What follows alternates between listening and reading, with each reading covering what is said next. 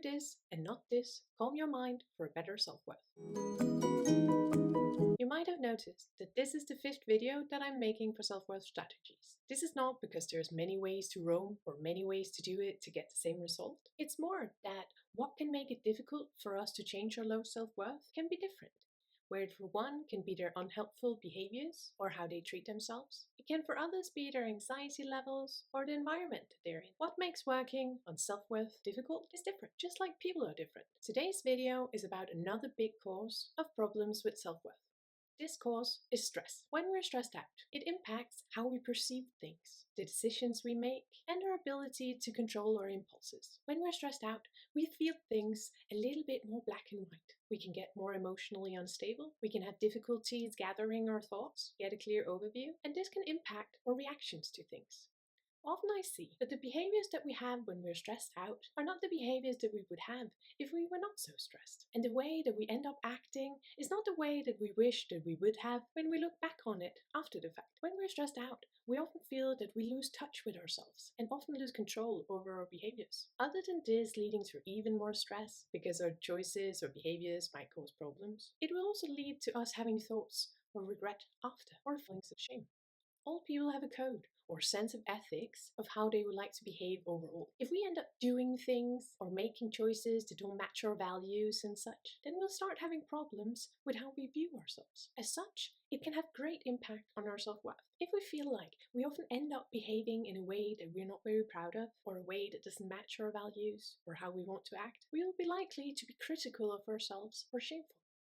Acting in a way that doesn't align with our values and feeling that we're not in control of ourselves will make us feel bad. And for most, this can hinder the path to a good self-worth. Because how can we feel that we like ourselves or that we are okay if we constantly disappoint ourselves? This is where I think that this video, me telling you about this, becomes relevant. Because when we're stuck in this stress, self-criticism spiral, I often see that people end up making it worse when they're trying to deal with it. They would like to improve how they view themselves, how they feel about themselves, which makes sense because self-criticism, shame, and regret feels bad.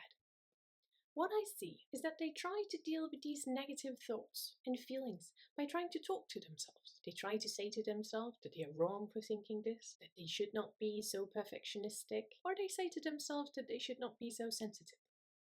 I'll hear statements like, I know that everybody makes mistakes and that this is normal and that I shouldn't criticize myself. I should just get over it. I should stop thinking that I'm a bad person. Someone who has ended up being stressed out will likely be a very competent and efficient individual. Someone who wants to do a lot in their life. At least that's often the case. So just like how they ended up doing so much that they got stressed out, so will I see that they end up trying to do a lot in order to try and reverse feeling bad. That they try to deal with feeling bad by doing a lot to reverse it. That they start to try to talk to themselves a lot. But the problem here is often that this strategy is not working. They find themselves unsuccessful at convincing themselves that they're not a bad person or that they should not feel ashamed or bad. As we all know, when we're trying hard to do something and then it's not working, then we get quite frustrated.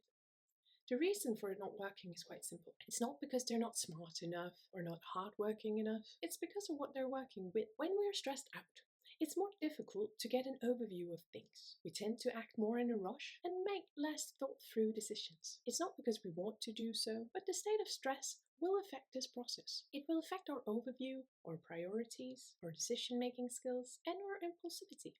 Often, it will also affect our emotional balance. A stressed-out brain will have a harder time thinking realistically or balanced. So trying to modulate our low self-worth by trying to think, or as I call it, talk to ourselves, can be very difficult, if not impossible. Just as well as problem solving is more difficult when we're stressed out, so is thinking. I therefore often remind my clients that trying to think themselves into a better self-worth when they're stressed out is not the best idea. Even if I help them with the best alternative thoughts and thinking realistic tools, they would struggle to profit from a strategy that's based on thinking. If our brain is stressed out, it will not be working as well as it does normally. Using it to help us do such a complex thing as modulation of our self-beliefs and thoughts is not likely to be successful. If your tool is malfunctioning, then the work you intend to do with it will likely malfunction. Make sense? So what then? How to get a better self-worth? My best advice is to deal with the root of the low self-worth. That you, instead of trying to mend or repair, that you try to reduce what's impacting your low self-worth. If we want a good self-worth and not a low one, we need to feel overall that we can trust ourselves and that we're capable of managing our life and what's in it. Being very stressed out will impact this. Being stressed out will impact your ability to think and have balanced thoughts about yourself. So the repair work that you would like to do will be more difficult. And the effects of stress on our mind will affect our behaviors and likely make us behave in a way that we don't like or that we find don't match our values. So being stressed both causes us to feel worse about ourselves because of the behaviors we get, and it makes it more difficult for us to think nicely about ourselves. It both triggers low self-worth and hinders our ability to work on it. So one strategy that I thought that we should not miss is the strategy of calm your brain. Try and get your mind to wind down. Try and lower your mental stress. If you're more in mental balance, if you're not stressed out, you'll find that the decisions you make feel better afterwards, that you can better get an overview of what you're dealing with, and that you feel more in control of your behaviors.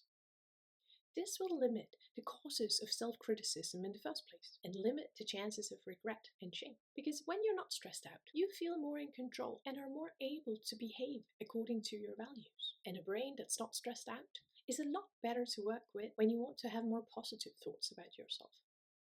So calm your brain or reduce your stress is one not to miss out on strategy for working on low self-worth.